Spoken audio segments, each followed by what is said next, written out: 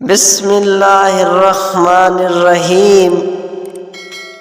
حضرت عقبہ بن عمیر رضی اللہ تعالی عنہ بیان کرتے ہیں، رسول صلی اللہ علیہ وآلہ وسلم کو ایک ریشمی کوٹ تحفے میں دیا گیا تو آپ نے اسے پہن کر نماز پڑھائی، پھر نماز سے فارغ ہو کر سخت